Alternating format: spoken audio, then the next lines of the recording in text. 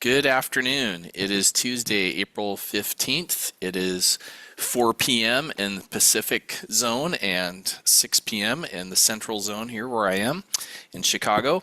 And this is the regular board meeting of the Jefferson Public Utility District Board of Commissioners. My name is Jeff Randall. I am president of the board and calling this meeting to order.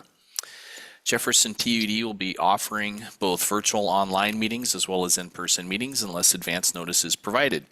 Online participant audio will be muted upon entry. Please unmute at the appropriate time to speak, and if you're calling in, use *6 to mute and unmute and *9 to raise a hand to request to speak.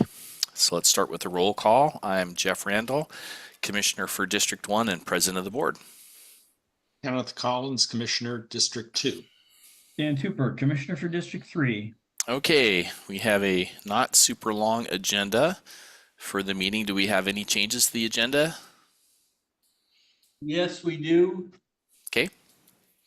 We were going to discuss the MRSC resolution. We didn't get it finalized to get it in this packet, so we're going to remove it from the agenda. Wow. I don't know what is so challenging about that one, but we haven't been able to get that one done. Okay, so that was under old business, and we have a proposal to remove that. Any other changes? No. Motion to accept the agenda as amended. Second. Okay, all in favor of the modified agenda, please indicate by saying aye. Aye. Aye. Aye. We have an approved agenda, and our first item is public comment. So you guys are going to have to help me out if you can see people or not, but I'll go ahead and read this first. The public comment period allows members of the public to comment, limited to 3 minutes each, on any items not specifically listed on the agenda or for items listed on the consent agenda.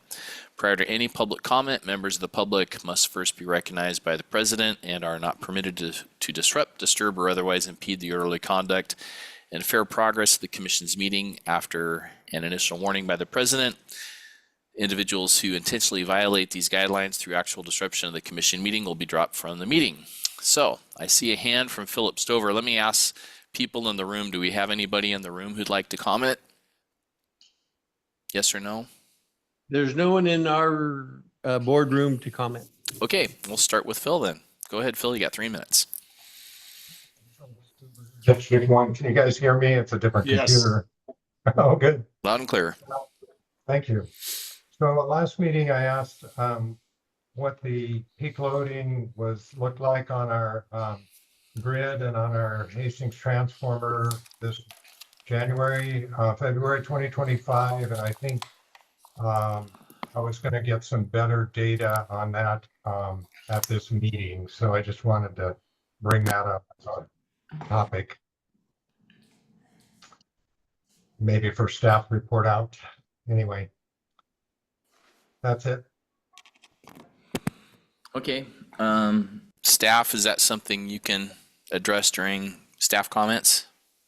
Yes, during the manager's report, we'll bring up some graphs and have a brief discussion on some changes we made this year. Okay, thank you. Any other public comments for items not on the, for items not on the agenda or on consent agenda? And staff, please indicate if you see anybody raising a hand. So sounds like we don't have anybody else. All right, we will move on then. So we have manager and staff reports next.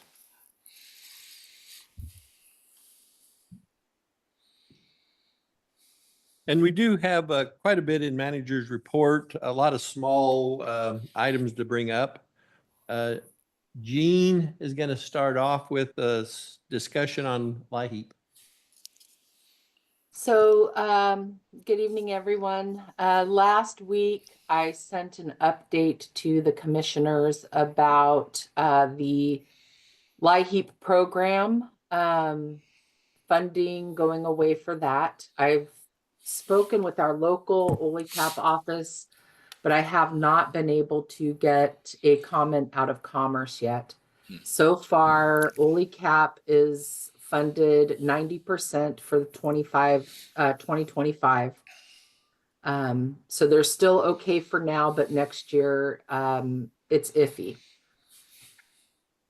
Customers still have the option of the SHEEP program, which is the state HEAP program. It's a new program. So our folks will still be covered by our programs and state programs, but without that federal funding, it's about $150,000 a year in funding for our customers just for the electric.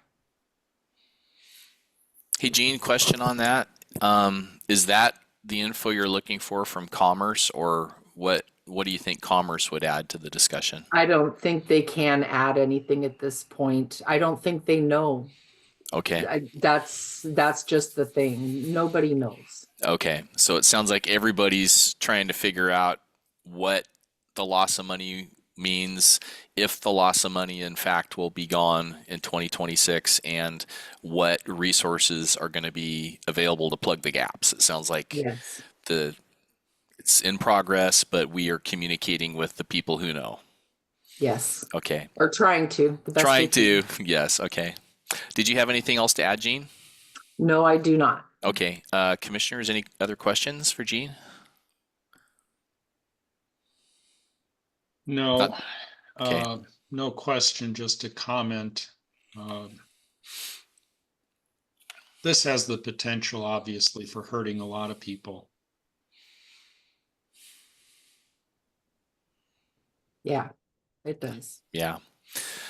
Well, Gene, I appreciate your getting back to us quickly and communicating with OLECAP quickly. And I guess I'll comment too, when things get bad, whether it's a storm or it's some sort of natural disaster or it's something far away that's out of our control, but it's affecting us, the thing I've learned, it's like you just have to pull back, and you pull back to people and resources who can help, and so it sounds like that's what we're going to do. We're going to look at who can help, how can we help ourselves, and who can help us. So I think we're doing what we can.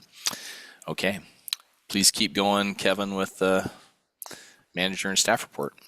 Hey, last Friday, staff and Commissioner Cooper went to a meeting in Brennan talking about water, sewer, and different problems and issues they are having in the Brennan area. The only thing I'm going to talk about is, as staff, we are going to try to help out in the Brennan area. There's things that we may be able to do to help this group push some things forward. We are going to become a little bit more involved down there in the Brennan area to try to help out and do what we can as a PUD to gather information, do some research, some stuff like that to help out with the sewer and the water. Kevin, were those the two primary issues that came up that kind of fell into our area of interest or expertise? Was water and sewer in that area? Water and sewer. There were some other topics on permitting and some stuff like that. That we have a good relationship with the county. The county's there. I think if we throw our support with the county and the Brennan people, there may be something we can do there also. Not sure. At this point, we just want the board to know we are going to try to work through some issues and help where we can for the Brennan area. Okay, thank you. My next one, we're trying to schedule a special meeting on Monday at 10 o'clock. And commissioners meet. It will be about an hour's meeting. We could do it over Zoom, or we will set it up here at 310, but short meeting. Okay, so that's final now, 10 o'clock on Monday. If it works for all three of you, I got a thumbs up from Dan. I've got a shake hands good. Okay, we'll get that posted. Thank you. Is it possible just to give us a heads up on the topic? Or Yes. the if it's an executive session, what the the general reference of the RCW section is? I don't have the RCWs. There'll be one on a legal issue, will not take very long, and there will be one on evaluation of an employee. There may be a third, kind of checking with Joel, but that would be added later. Each one is about 10, 15 minutes total time. Okay, and it's planned to be all executive session matters and no decisions on other, no decisions basically made by the board. And after the meeting, no. Okay, thank you. Okay. Will is going to do a quick report on the trees by Oak Haven. I think the commissioners are aware, but we put out the bid to do the tree removal along Sims Way. Last Friday, the bid went out. Bids are due back end of this month. And we would be turning around quickly once we receive the bid to remove the trees. We are going to start this week doing some outreach, providing some more information. The port put out press release and information about a month ago, so we'll build on some of that. Be available to the public to answer questions, but you will likely get some contacts and want to keep you aware. Dan's got his hand up and I've got a question too, but go ahead, Dan. Yeah, just a refresher. I know we got some PIF funding. Maybe Kevin can tell us, is it coming? It's been a year and a half, maybe longer. I can't keep track now. Where are we at budget wise? Are we an overrun or on budget or under budget? Just curious. You know, this project's taken almost 3 years to get to this point. We think we're going to be close on budget. Some materials have gone down since we've looked at this. Some have gone up. The trees are going to be kind of after we get this bid, that may be something that throws us one way or the other, but we think we'll be close to budget for what we're doing in that area. So the question I had relates to, I realized that what the PUD is doing is relocating our overhead power lines underground, but what the public will see is what's above ground. And I'm wondering, did the city ever kind of finalize a finished kind of cross section of what Sims Way is going to look like when it's all done? And is that, I guess this is for Will, is that something that can be included in the outreach to the newspaper and newsletter and whatever else we use, just to kind of say, here's how the whole thing fits together. Overhead power lines gone, underground utilities here, whatever is being done with pedestrian access. I don't know if there's sidewalks or pathways or anything, and what the trees will look like and where the boundaries of the port are being extended to. Is there any kind of visual information that can be shared so people can know, okay, the trees are going down, but in the future, this is what we're going to have as a replacement, and and we'll be telling the story as to why, but I think just explaining the visuals as much as possible, I think would help.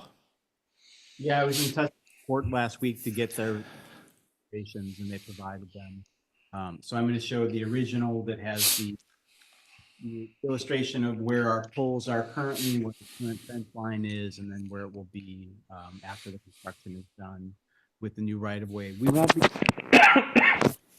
status of if the city is going to be doing additional work on the other side of Sims Way or not. So we won't be covering that, but we'll be covering all the new development on the boat.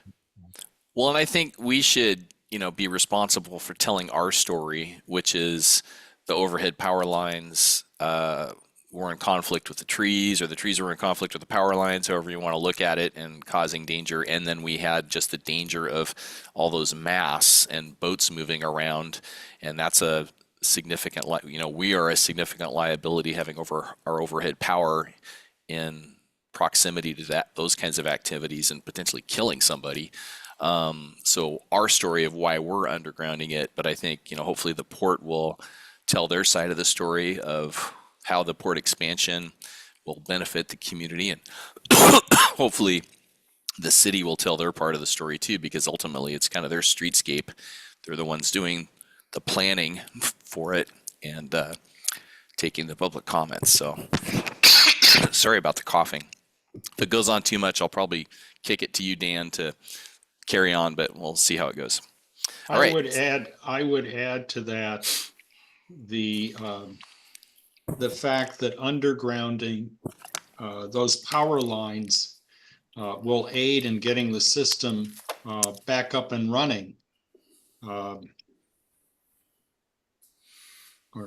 keeping it up and running in the event of outages. That's a good point, because we had several times they were compromised where we had high winds and we couldn't use them fully as they should be allowed, should be able to be used based on their capacity. So I think we can't expect people to remember all those things. And certainly I forgot that one, why we're doing it and how it helps us and how it will help us in the future. And hopefully they'll see the trees as a temporary loss, and what goes back will hopefully be done well and look nice, as well as perform well for the community. And it really dovetails into our, vegetation management plan and also our wildfire mitigation plan. We know that we're sparking and fires and smoke on those lines. So there's a lot of pluses to this. Yeah. Please continue, staff. Okay, Will's going to bring up some charts that show our peaks for 2025.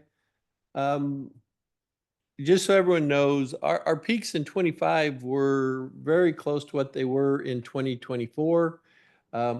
We did move some things along. This chart shows our substations and where we peaked at. The Hastings substation is the darker blue, That's a light. Mm-hmm. lighter blue. We moved some. Now this is mislabeled. Hastings is the substation on the left-hand side as you're looking at the screen. Mm-hmm. And we actually peaked at approximately the same value this year as last year in February. The difference, however, was how we've split the lines up, and we had the feeders in a different configuration. And Phil, we can send this to you. We just put this together today. We haven't had a chance to review it, but we will send it to you, Phil. There's some background information. So the peak was the same. We just didn't have the same problems as a year ago because of how we'd split the load. We'd done the 3-phase line down through there. We'd moved some load off of Hastings, and even though the peak was about the same, how it was divvied up made a huge difference to end users during this winter. We actually had a more successful winter based on this configuration than we did a year and a half ago. So Thank you. It is labeled correctly. It's just confusing. oh, because the outline is light blue, but the inside is dark blue. Yeah, it makes the labels look wrong. So if there's any questions, we can answer them. We do have our monthly, yearly total peaks that we can bring up to show if people would like to see that. The commissioners get that every month this time of year.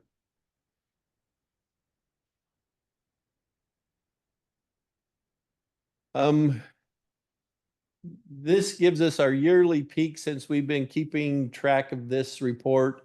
This is something we do send to the commissioners, and every month we'll add a new column till we get through to December. So January and February, you can see the increases, and this is hours. Yeah, that's really visually striking, just in terms of the summer loads being literally half of the winter loads at peak. Yeah, you can see why we stress our system during the winter.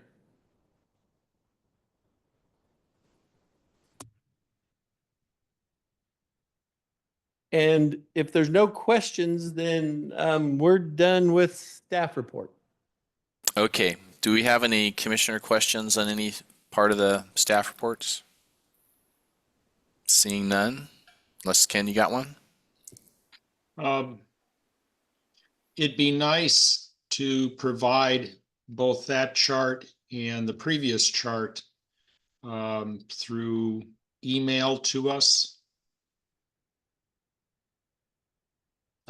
Yeah, I haven't gone in and looked at the what is it? We used to set up the financials. Is this the same kind of information? What's it called? I can't even remember now.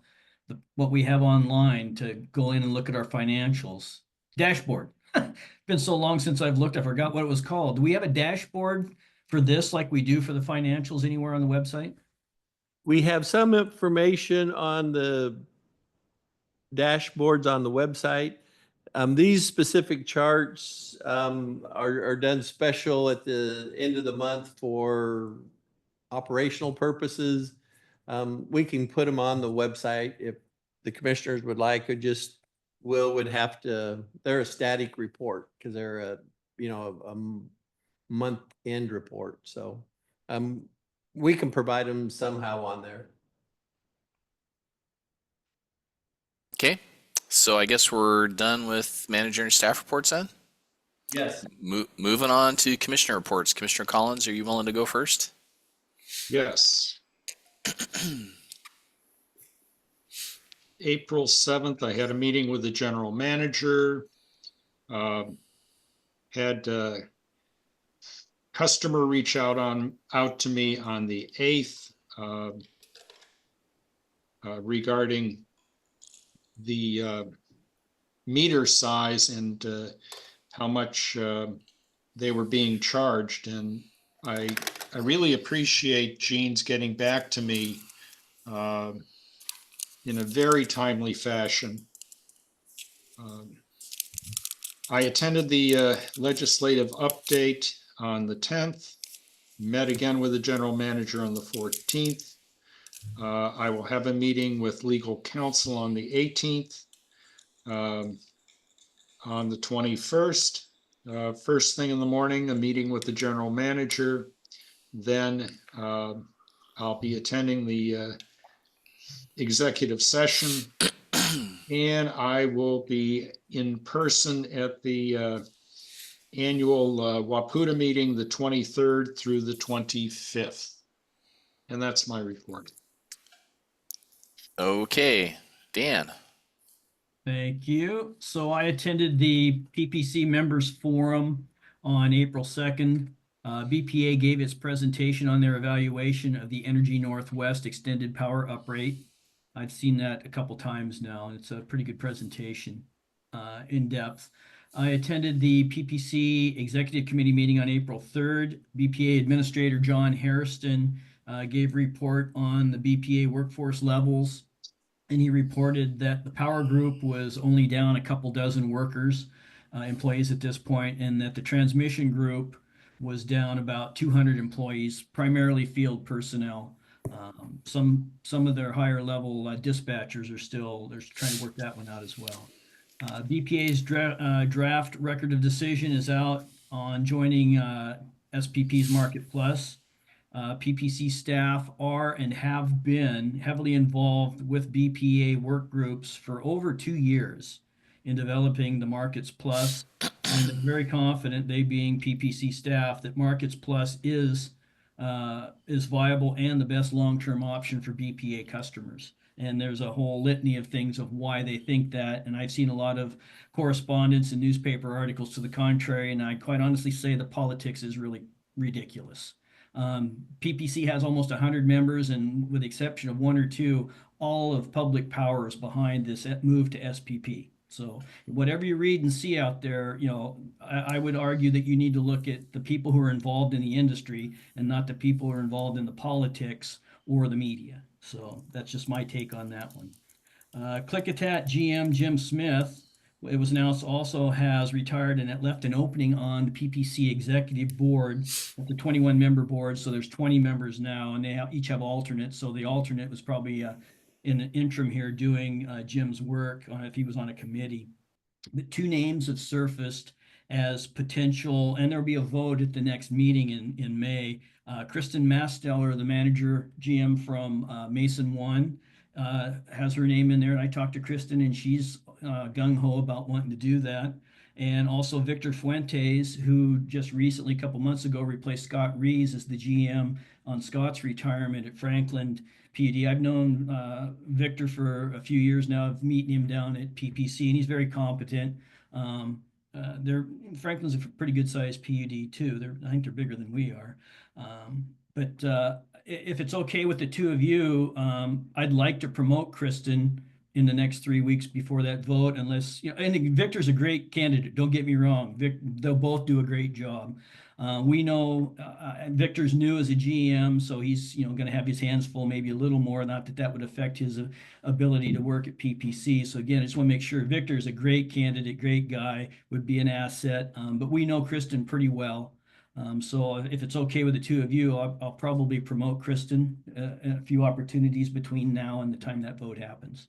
So I'm seeing heads shake yes. Yeah, I think, and their interests align well with ours too. Yeah, they're both PUDs. You know, both candidates are from Washington PUDs as well. So, and that was part of I think, the methodology going into the candidacies. There could be someone from the floor as well get nominated. But I just want to bring that to your attention if you didn't already know that. Yeah, and I guess I meant Kristen's interests with Mason, I see as especially overlapping with our interests. So I support that.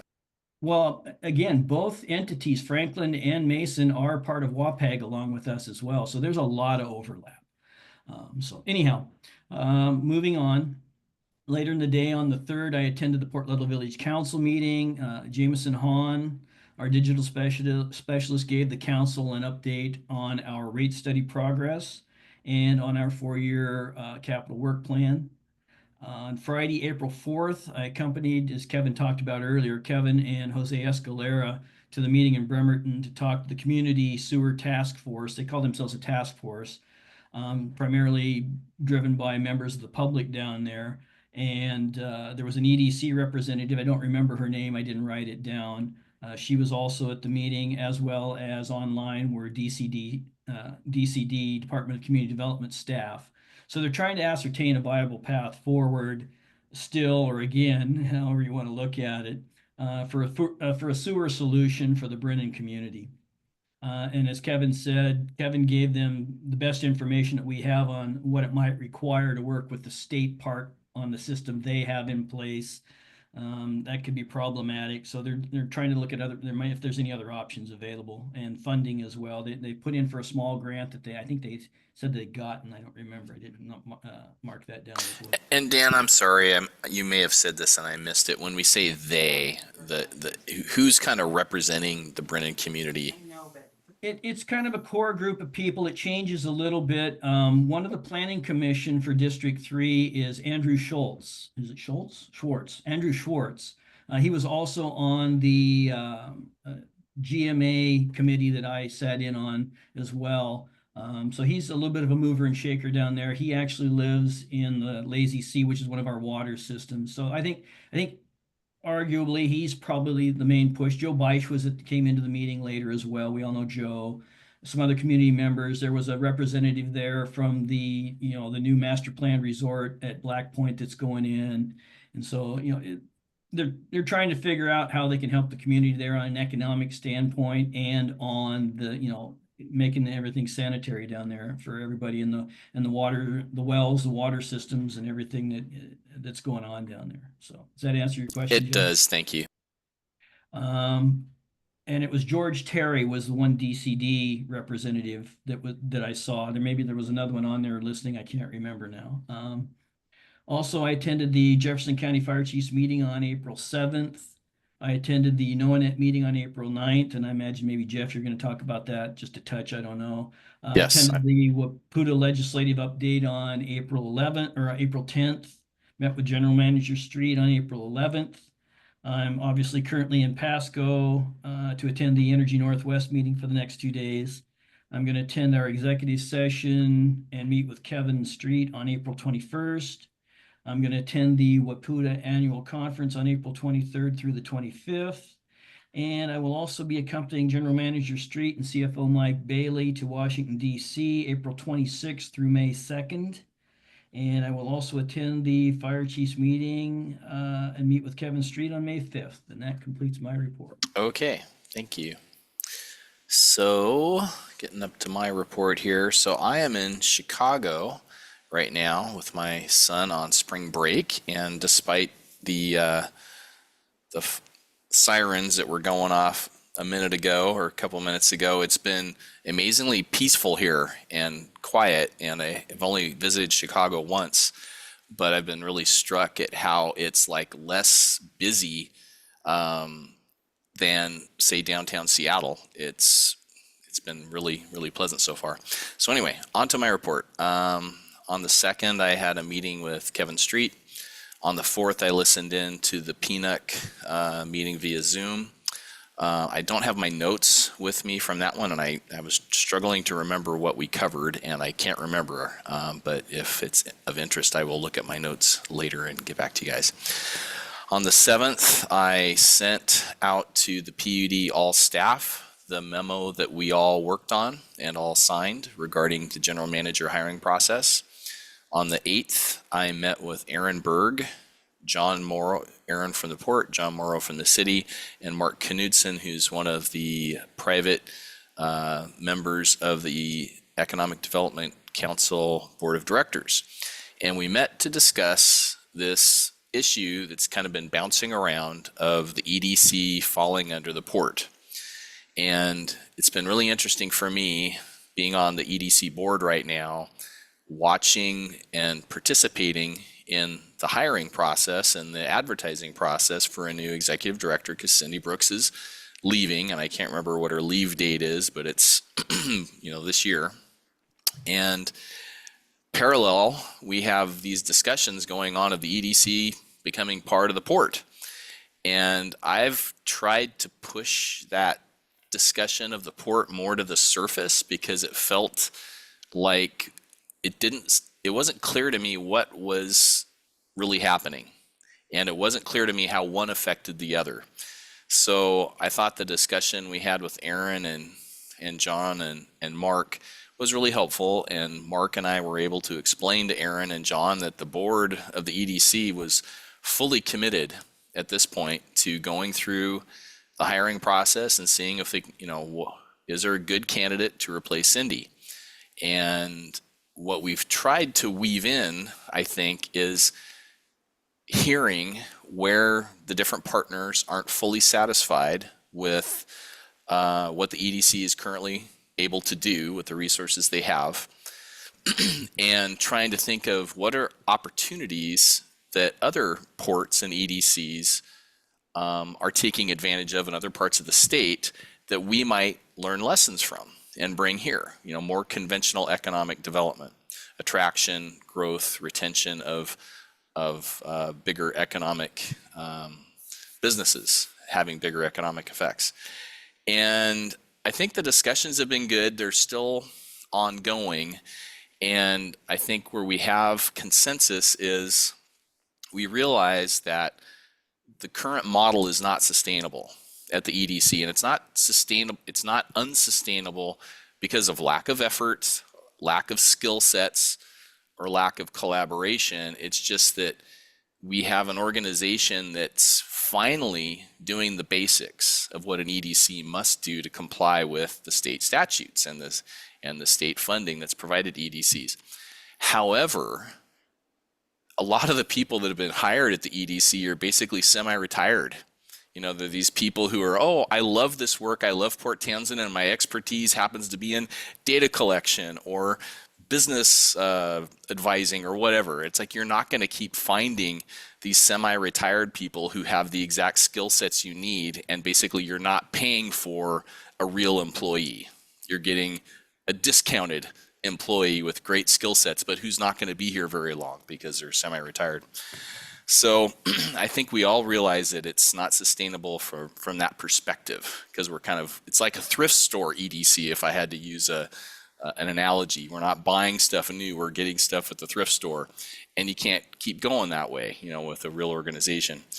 But there's also consensus that we should seek out a replacement for Cindy, and that, again, we're weaving in kind of the criticisms or concerns that the city has, and Kevin has expressed, hey, we need to sell more energy year round to have steadier revenue, and having some more businesses buying that energy would be helpful. And we've had some discussions at the board level with Cindy on how we might advance some of those topics. So anyway, I thought it was a good meeting, and I think John and Aaron came away understanding that this idea of shifting suddenly to the port is not, it's not going to happen tomorrow. The EDC board isn't there. Greg Brotherton of the county basically said, we don't have extra money to kick into this right now. So I think it's a worthy discussion. I think we need to talk about it, but my goal is to kind of keep us moving forward and identify opportunities and problems. Ken. So the EDC is at a real disadvantage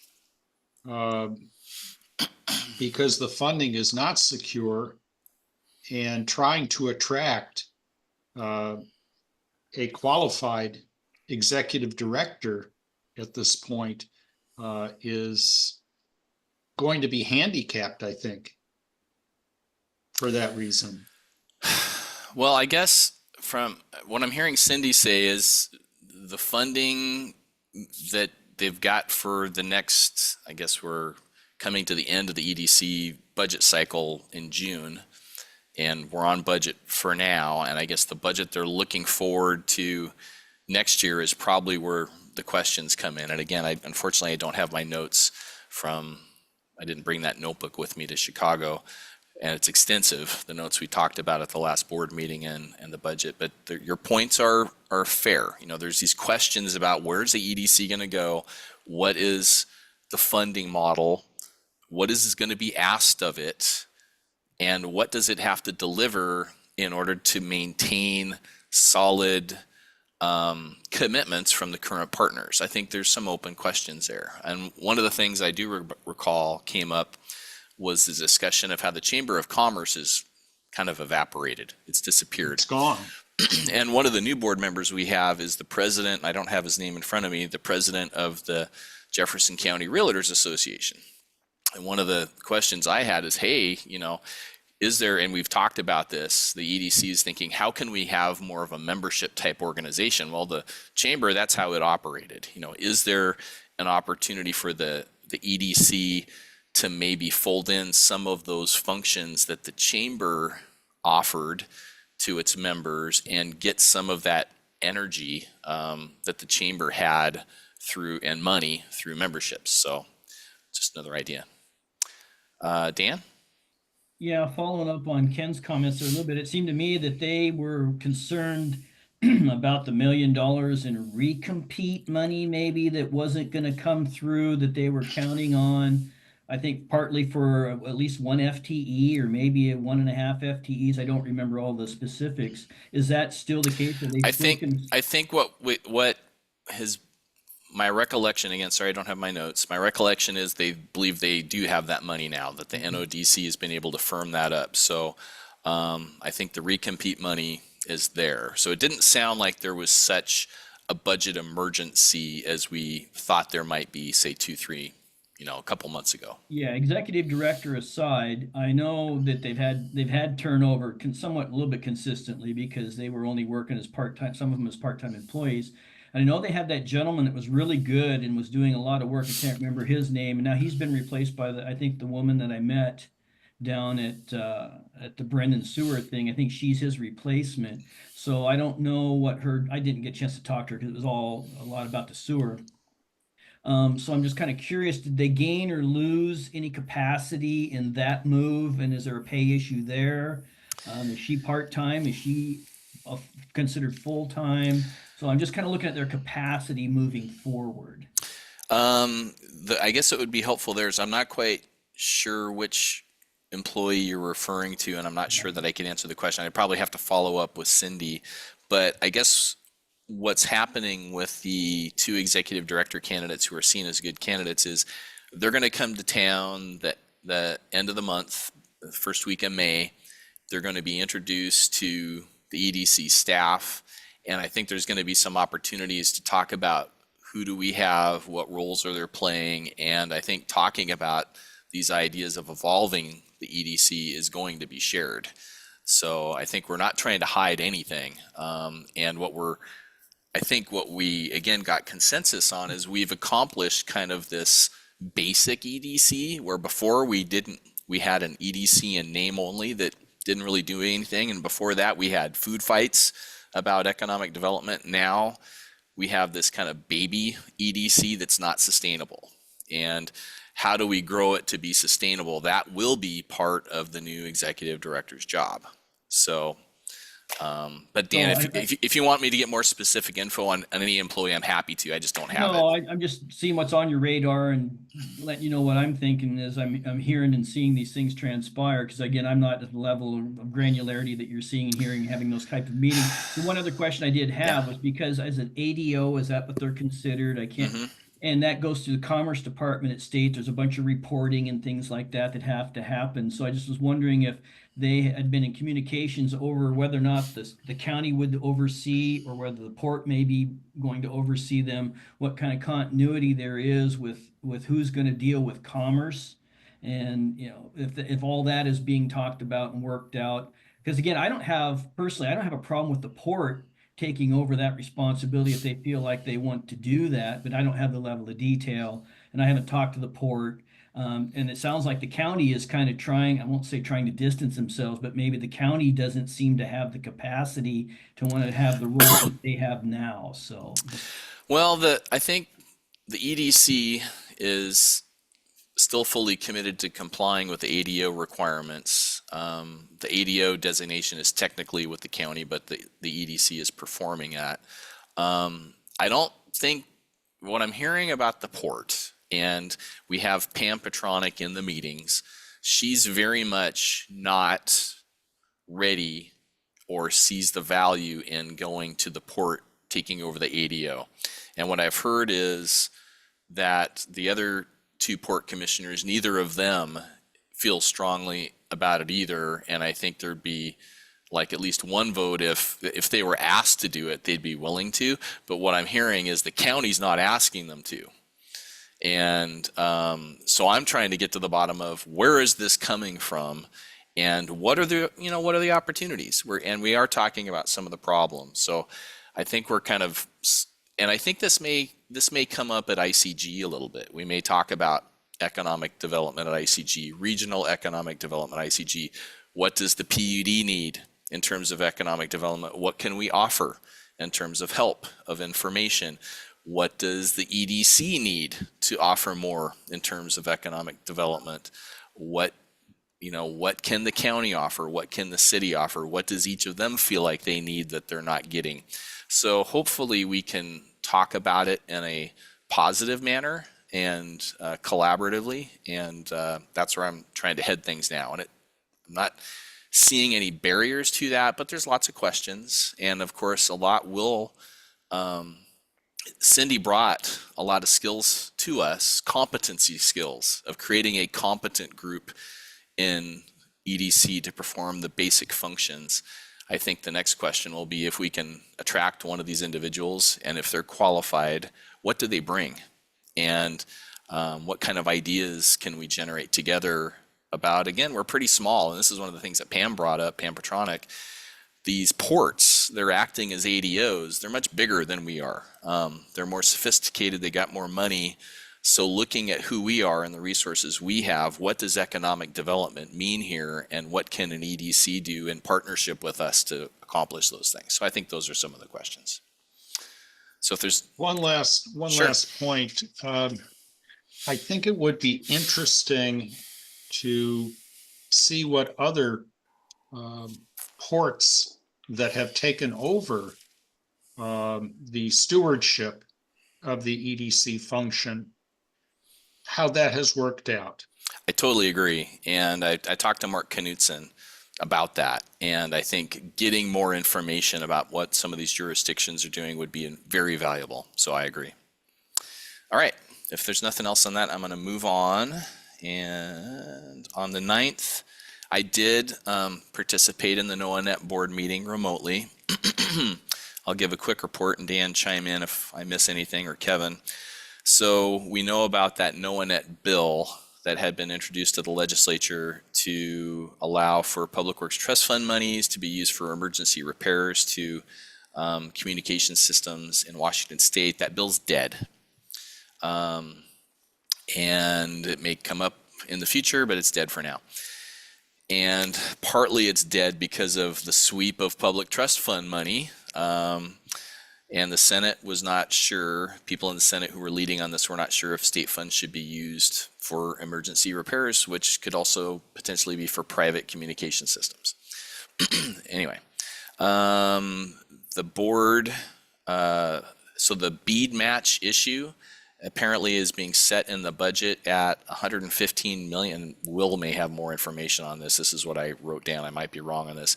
Bead match money set at 115 million by the state, which is half of what Governor Inslee proposed. Do I have that right, Will? That is correct. Okay. So anyway, so that's for next year. Is that the idea? The next, I guess it'd be the next budget cycle. Yep. Okay.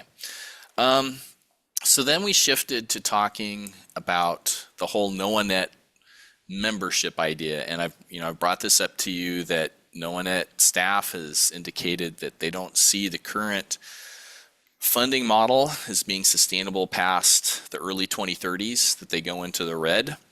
So their goal is, how do we get financially stable into the future?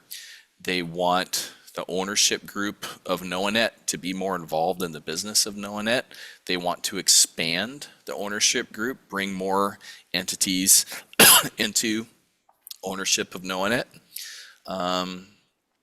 Let's see, they're looking at 3 conditions of ownership, or 3 ownership levels. One, they're referring to as fully integrating. So if you're an owner of NOAANet, you could fully integrate with NOAANet. And I had a follow-up phone call with Craig to really ask him, how does this work? How does a PUD go into this fully integration model?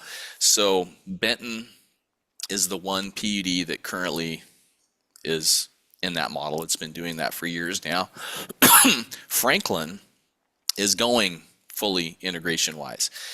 And Craig Nelson, after the meeting, said it's taken about a year for Benton and NOAANet to talk through, okay, if we go to fully integration, what does that mean? And they have it defined in their contract, and they're literally finalizing that contract right now. So it takes a while to figure out what needs does a PUD have, how could NOAANet meet those needs. In Franklin's case, they've got 3 employees that they wanted to not lose their jobs, so they're going to be taken on by NOAANet and continue to work, and they'll be working with the NOAANet staff instead of working with just Benton PUD staff. So as Craig explained it to me, integration is, they'd love to have everybody want to integrate with them, but that's how it works. It takes a while to figure out what it means for each PUD. The second level of relationship with NOAANet is a product services commitment, just kind of going through, okay, what business does your PUD do? What options are there for NOAANet to work with your PUD in providing those services? And again, that's depends, and that's letting NOAANet know when you've got an RFP or some request for services, giving NOAANet an opportunity to bid on it, that sort of thing. And then finally, all members should be have a commitment to broadband. So anybody that wants to be an owner of NOAANet should be committed to broadband. Let's see, and then looking down the ownership options, you can be fully integrated, you can have a certain amount of business you're doing with NOAANet, and we haven't as a board talked about, okay, what is that minimum amount of business to do with NOAANet? But the idea is if you're not doing a minimum amount of business with NoaNet, then you should then pay an annual fee to NoaNet. And again, why is this all coming up? Well, it's coming up because staff is being asked, how do we have a sustainable operating plan for NoaNet? So this is their idea of ensuring that NoaNet has enough business to stay in the black. And if those conditions were adopted by the board and set in the bylaws, and an owner who's currently an owner doesn't want to comply with them, doesn't want to pay an annual fee or do a minimum amount of business, they could become an affiliate member. But even being an affiliate member in their thinking would involve a fee. So these are all items to be discussed. New owner candidates they're currently looking at of expanding the pool of potential owners to non-owner PUDs, PUDs that currently aren't owners of NoaNet, adding them, tribal broadband entities joining NoaNet, or economic development agencies like ports joining NoaNet that are doing broadband. And let's see, that I think is everything. Oh, and then they're also considering going to an executive board form of NoaNet management like Energy Northwest has and PPC has. So that's being discussed. So this is going to put pressure on us to think about how do we want to engage with NoaNet? Do we want to continue as an owner? What work do we want to do with NoaNet? And in the conversations I had with Craig, we agreed that it would make sense at some point to sit down with NoaNet staff to talk about more about what those opportunities are. And one of the things that Craig asked me is, what agreements do we currently have with other communication companies? And I thought, well, that's true. You know, we all know that with electricity, we have this agreement with Bonneville. We know when it expires. We know the terms that we've been talking about for a new agreement. But on the communication side, I have no idea, you know, what our agreements are that we have with other companies that allow us to provide the broadband services we provide. When do those agreements expire? You know, what are the general terms of those agreements? And I think those are the kinds of things that perhaps are things that the board should get briefed on a little bit more so we understand some of the mechanics of Jefferson PUD's broadband business. So any questions on any of that? So I'll weigh in real quick. Great report, Jeff. Actually, that was really comprehensive. The board composition, that's, you know, if they try to reconfigure how the board would be set up with new ownership or whatever, I think that's a big issue. You know, the devil's going to be in the details with a lot of this stuff. And, you know, they talked a little bit about the new ownership. I'm a proponent of bringing on more owners, if that makes sense. And, you know, so part of that is going to be what's required to be an owner, right? That's some of those details. You alluded to it a little bit.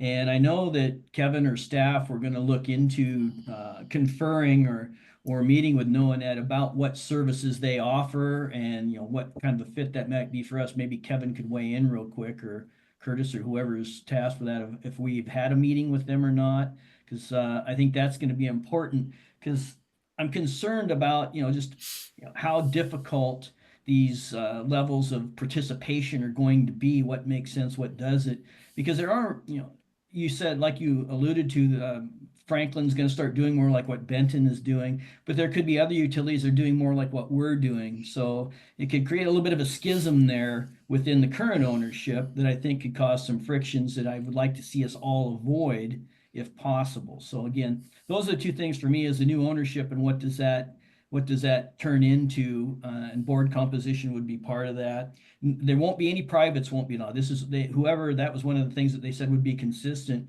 was it has to be someone who has basically the same statutory authority that the PUDs have. And the tribals are one of those entities, maybe some municipals. I don't know exactly what statutes, you know, would meet that threshold. So again, that's my concerns, is a little bit about whether or not we've met with NoaNet and we're having those conversations now, because as you negotiate through whatever's going to happen with the bylaws or these changes, that's stuff we need to know ahead of time and not figure out later. No, I totally agree. And I think it'll take some time to work through the bylaw stuff. And one of the things I said to Craig is, Benton's been doing what they've been doing for a long time. As you know, I basically explain the way my perception of it is both Benton and Franklin have mature broadband business models. They know what they're doing and they know what they're capable of. And Craig said, well, he said, I think more could be done in Franklin for the community because no one that could get involved and we could help some more things in the community. I said, okay, fine. I see that point. But my point to him was our broadband model is not mature. We are still growing and evolving and signing up new customers and figuring out what our business model, what our revenues are going to be, what we can do.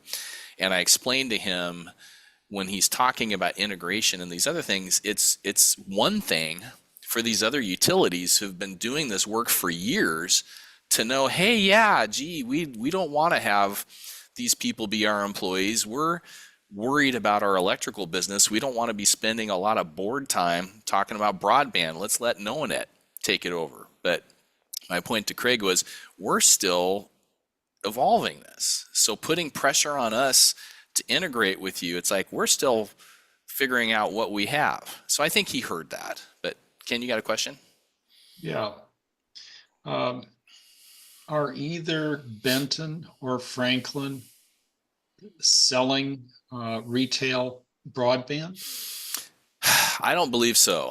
And Dan, I don't maybe, think so. yeah, if any of us can't, or Kevin or Will or anybody else, I don't think they're doing retail. Yeah, and that's a very good point.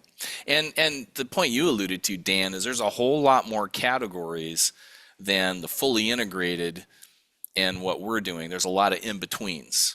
And I think all of us need to, feel really strong about what is our business model? How can NoNet help us? And ours is evolving right now. And I think back to your point of, has this meeting with NoNet happened? I don't think it's going to be one meeting.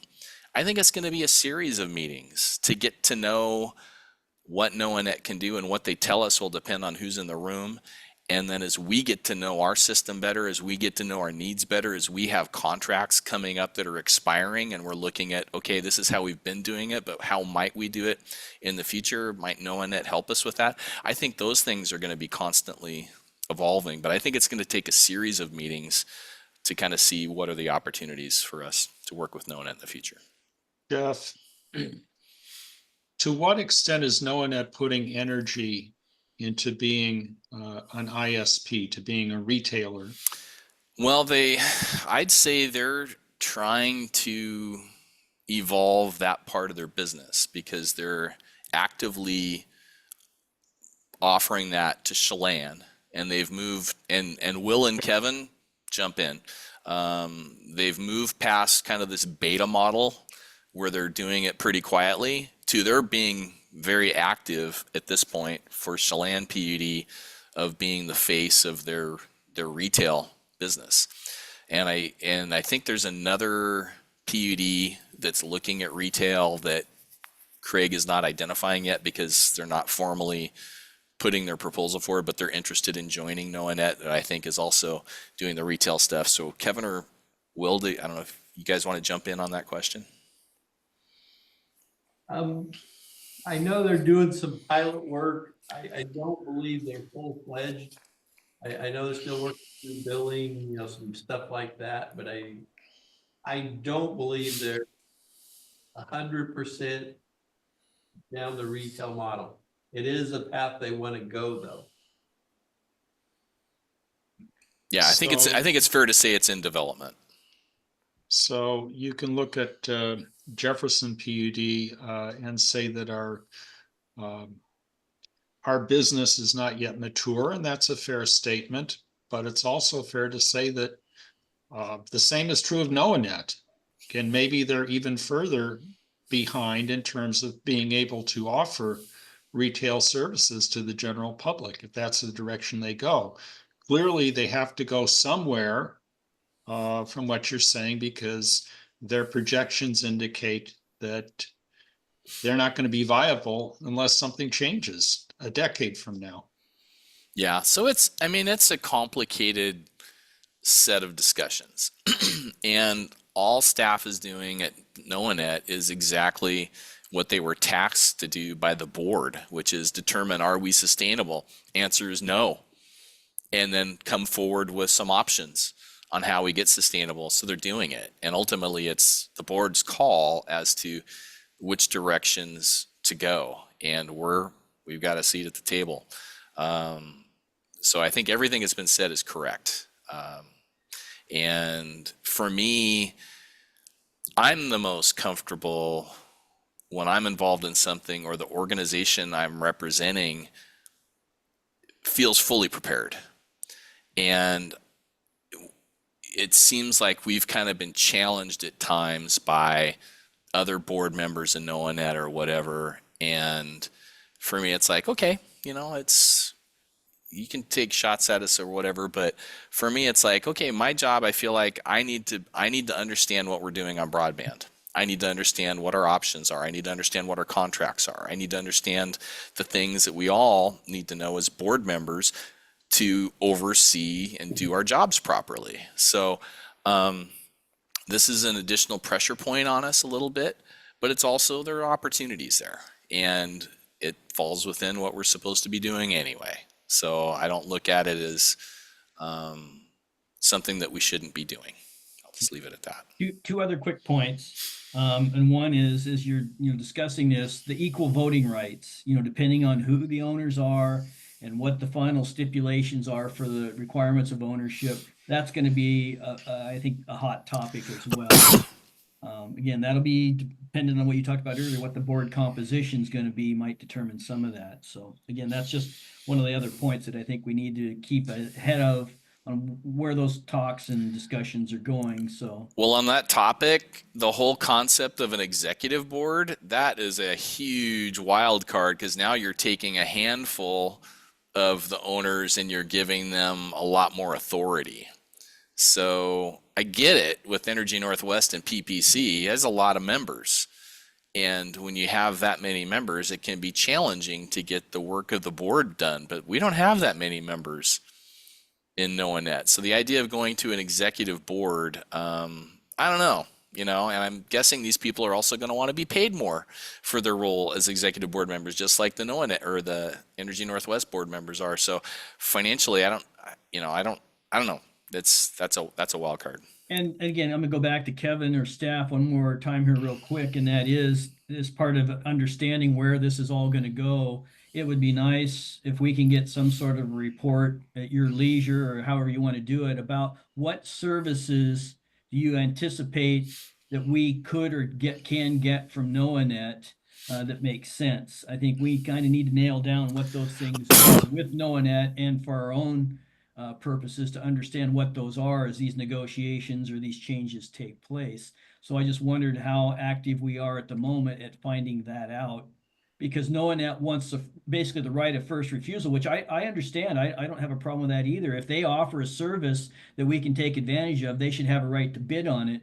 But the little more detail goes into that. It's just saying you can supply the service and then being able to deliver it in a way that we need it delivered is two different things. And Dan, I haven't heard them ask for a right of first refusal. I've just had them say, "Hey, include us in notices on RFPs." Well, that's how Yeah. I took it. That's how I Yeah. took it. And again, I'm fine with that if we're owners and we're members or whatever. But again, I think we as a board need that information from our staff. Yeah. Because knowing that's going to have their side of it, but we might have a little bit different slant on our side. So the more Yep. staff can get us up to speed with what it is we're really talking about in the way of responsibility as an owner and how knowing that's going to approach this, I think makes a little bit sense. And I guess what I would tack on to that, Dan, is what I asked about in terms of our contracts. Who do we have contracts with on the broadband side? When do those contracts expire? What do those contracts cover? Just so we can understand our broadband business like we do our electric business. So, Kevin, I don't know if you have any thoughts or feedback on any of that. Yeah, we've been working on some things. I don't want to do it at this board meeting. It's still a little premature. Some of your questions we will get back for next board meeting. Maybe not all of them, but it'll be a start. Okay, I appreciate that. And again, it's evolving. None of this is a line in the sand or anything else, but it's evolving. Okay, and then I'll be at the special board meeting on the 21st, and then from the 23rd to the 30th, I'm going to be back for the 21st, but then I'll be leaving town again on the 23rd to the 30th for a little trip to some heat down in Palm Springs. So I'll be missing the Waputa annual meeting, and that is the end of my report. Hey, and Kevin, I do have a question. I can't remember what day it was. We had some discussions on this issue of a broadband retail broadband county tax. And I know there's some discussions going on with the county. I know Joel has been involved a little bit. Is the board going to get a chance to be briefed on this issue at some point? Or when are we going to be briefed? So depending, we have a meeting set for Thursday.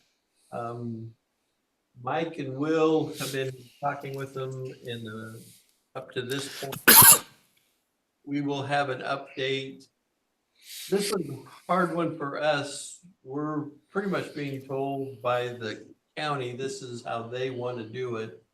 The rules say it's got to be a negotiated rate. We can talk about this maybe on Monday. We have to have something worked out by the end of April. We have to, per the taxing RCW, we have to pay them. The county's requesting, hey, this is a one-time deal, just pay it this time and we'll negotiate. I've talked to Joel. I'm probably more okay with that than some of the others on our team. They want to make sure we don't set like a precedent.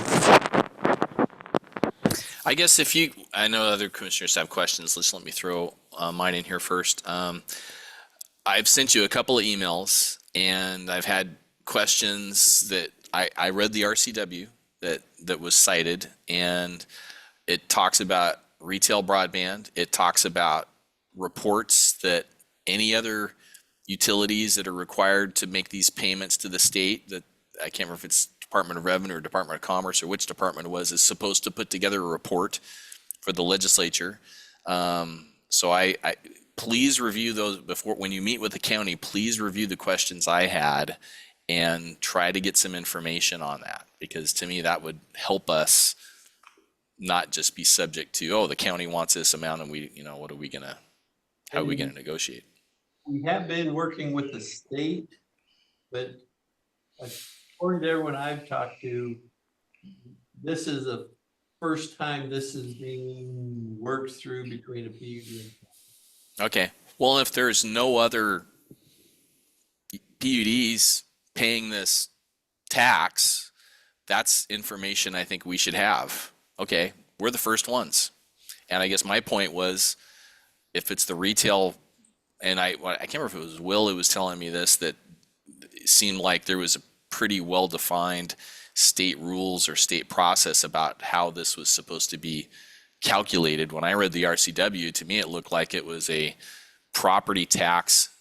It was a tax in lieu of property tax for retail broadband, which to me sounded like, okay, the private ISPs are paying property taxes, and the PUD, you're getting into retail broadband, you should pay something equivalent to what the private ISPs are paying. But the process from the state is formalized, and it includes all of our retail broadband assets. So all of the fiber that we placed in the community, all of the equipment, all of the little buildings, things like that. It took us a while. We pushed back as well, because the idea of it as being a property tax, as it's written in the RCW, seems like it would be a completely different basis. But we met with the state, and they showed us the laws underneath the RCW that define the real property as including all of the assets. So that process we don't have a lot of control of. I think it was a $1.2 million valuation that the state set, and then the county applies their taxing authority that amount. So for this year, that came out to be $12,000. next year, we're going to have more than $20 million of assets out in the community for our retail broadband network, so that the amount that will be taxable will be much, much higher. So we have to directly agree with or negotiate with the county. If we can't come to agreement, it can go to our arbitration per the RCW. So I guess my question is, again, the intent of this RCW looked like it's saying, okay, PUDs, you're going to get into the broadband retail business, then you should be paying property taxes like the private ISPs are. Do we know if the private ISPs pay property taxes?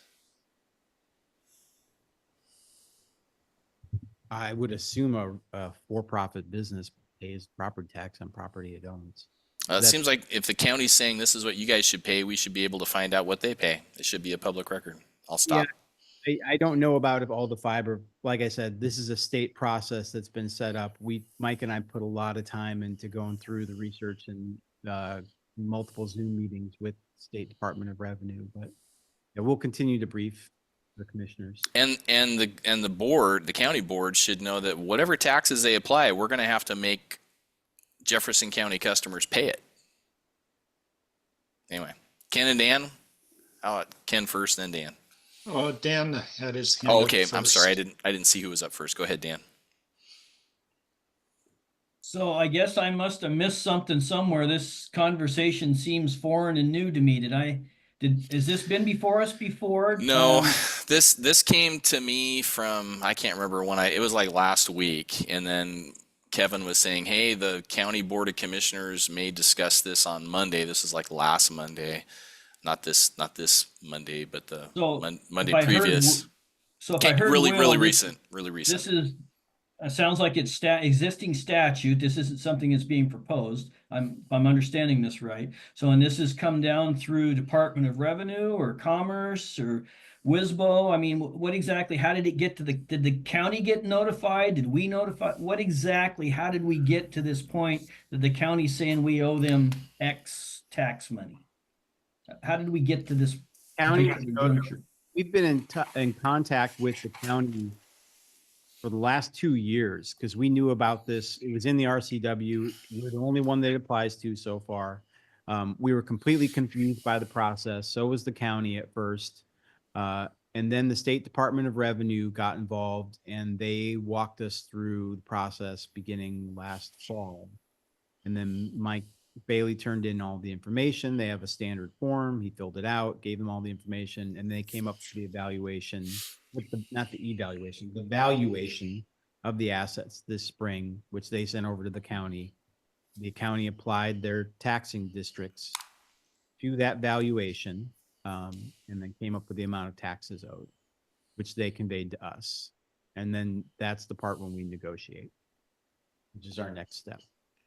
All right, because I know the county gets PILT money, payment in lieu of tax, for some of, it's a similar property tax. They get that money and maybe it goes through timber and other things. I can't remember now off the top of my head. It's been a decade since I listened to those conversations at the county level. So I understand the concept now. So my next question is moving forward, did we budget any sort of carve out for paying this tax this year? Is it in the budget? Sounds like we will be taxed 13,000 if I heard Will right, but do we know moving forward what that tax burden would be if everything goes the way that you think the county is able or prepared to do? What kind of a budget impact that would be on the 2026 budget, which we're 3-4 months away from starting that discussion? Well, so we still have to come to agreement with the county on how much of that tax we're going to pay. And that could be as little as 0, or it could be the full $12,000 amount. So it's negotiable? I mean, Be negotiable. It is Okay. at the discretion of the two parties.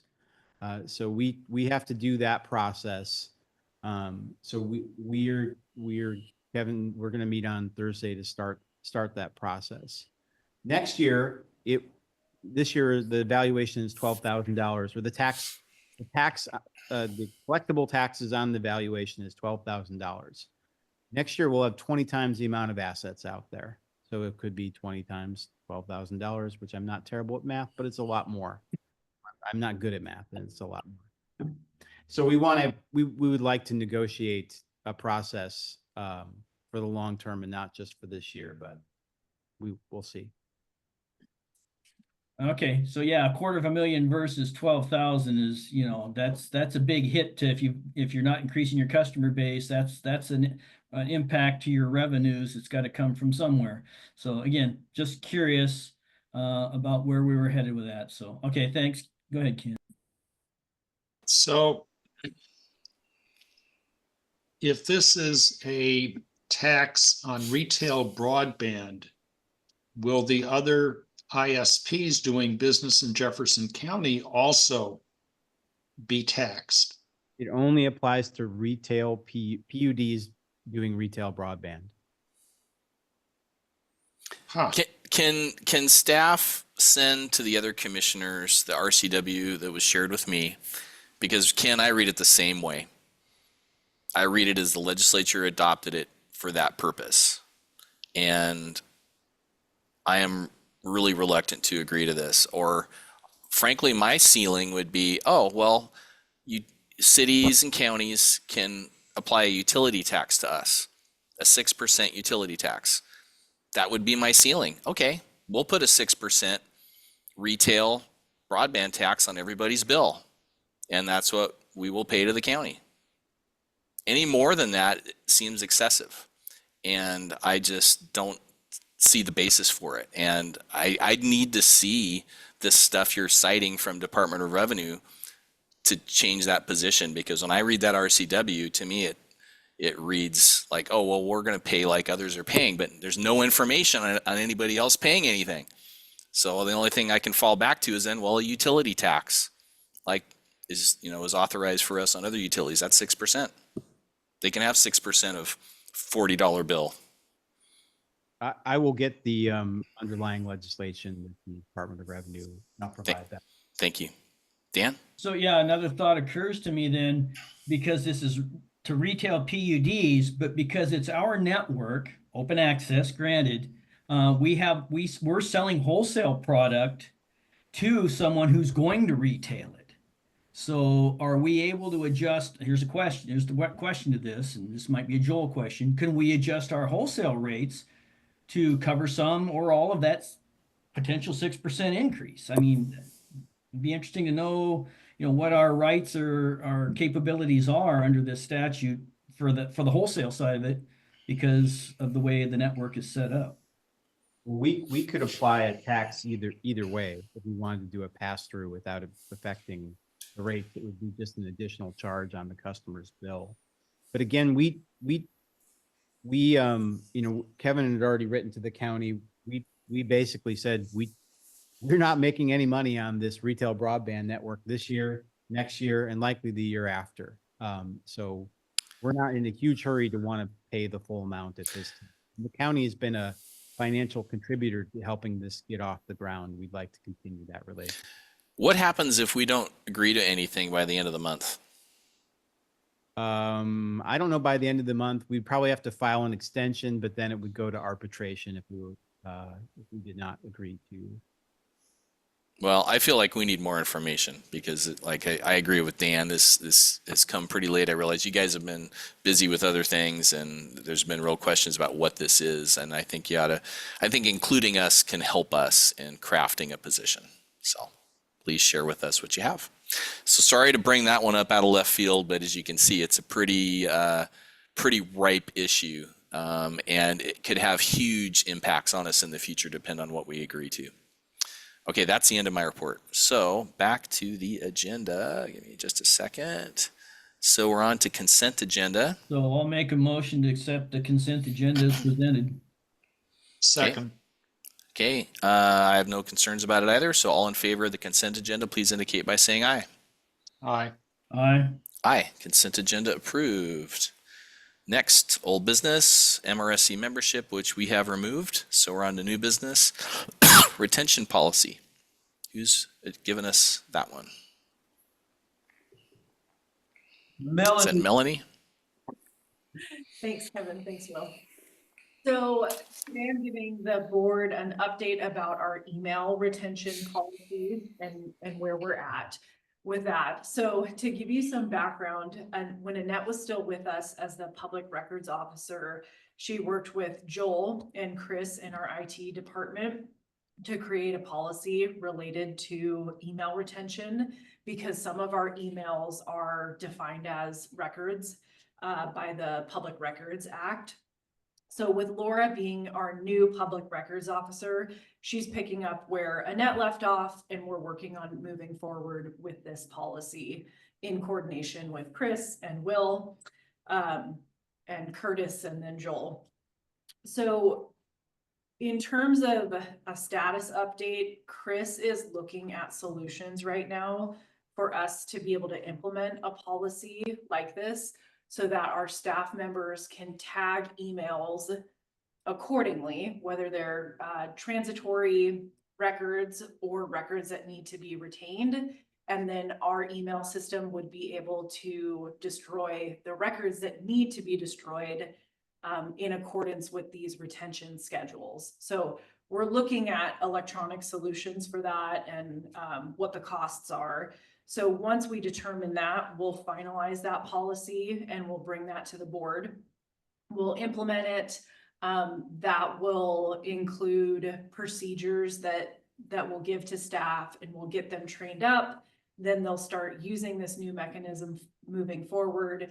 And then the second step to this process is to look back over the last 12 years and to see which records need to be retained and destroyed.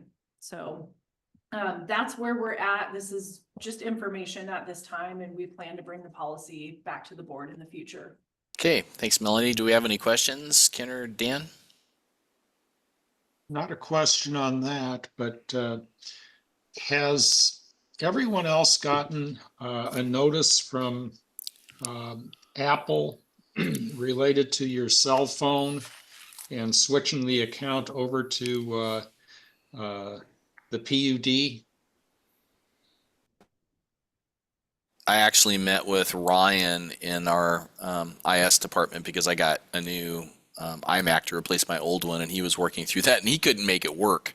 So I guess unless other staff have any recommendations, I would encourage you to reach out to Chris or whoever about what needs to be done there. But Kevin, do you have anything on that? I do not. We can get you help though, Ken. Yeah, Okay, I met with Ryan, and I was successful at getting the new Apple account set up. So if that's the same thing that we're talking about. yes, it is. And Yeah, I think so. And All right. I thought Yes. maybe it wasn't letting me do it the way it was kind of explained, but when I went to Ryan, he says, no, you got it right. One of the two options I was able, whatever I did it worked. So Yeah. I was a little more successful, blind luck. Blind squirrel finds a nut once in a while, right? So it's legit, I guess, is part of the answer. But yeah. That was my concern, that it, Yeah. whether or not it was some sort of a scam. Okay, so if we're done with that. One other quick question, and again on Melanie, it sounds like what Melanie's talk about is they're going to put some filters in place or some sort of a protocol moving forward that we would have the stuff for a short time and it would go away, and then you're going to cleanse the system in some way, shape, or form of existing records. I mean, is that what I'm hearing? That goal, it's a two-part goal. Overall, that is the objective here. Okay. Thank you. All right. Update us when you have more. If nothing else on that one, then the Washington Department of Transportation fish barrier removal, Chimicum Creek. And Jimmy's not here. He presented last week. We're asking for the board to approve us to enter into the contract. I can answer any questions you have. And this has been a long process. We've been at this one for over 4 years. The dollar amounts continue to grow.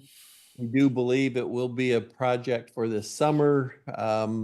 Total project is $563,000.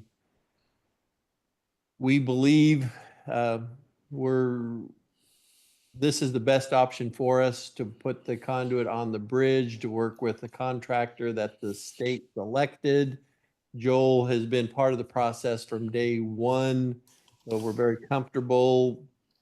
I can go into excruciating detail or just ask for a vote. I just have one question, then we'll go to Dan. I thought, first of all, I thought Jimmy did a really nice job with this memo and all the attached information.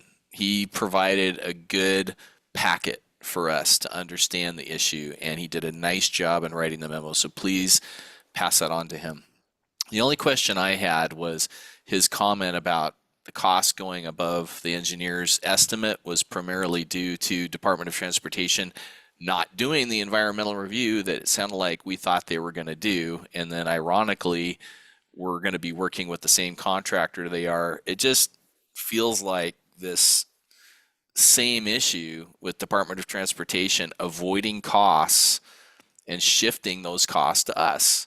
And before it was the whole federal funding not covering relocation of utilities. Now it's their project, but they're not going to do the environmental review for the utility locate. So whatever pushing back we can do on them to say, hey, this is the project, please include as much of it as you can in your budget and not throw more costs on us. I guess that's my only comment, but I'm ready to vote on it. Dan? Yeah, again, heartburn, anxiety over this stuff. I mean, we've been dealing with this for a long time. Waputa's trying, there's some legislation that was put forward. I didn't ask or didn't hear at the last update where that particular piece of legislation was, but it was really kind of soft language to ask DOT to put in for federal money when they do these projects. I'm afraid for us what's going to happen, especially with the sweeping of the public works board fundings and other things that are going on in the budgets, that and again, there's some real scary stuff about that public works board going away and them taxing us with a utility tax that would go in to another fund to fund these relocations. This is not the PUD's and the utilities' responsibility because of this court case to remove these fish barriers. This is really getting to a point to where I think a lot of utilities are going to have to band together, and maybe there's some litigation that needs to happen. We can talk about franchise agreements. These go well above and beyond what our franchise agreements were intended to do. So again, I could speak for hours and get really angry about this.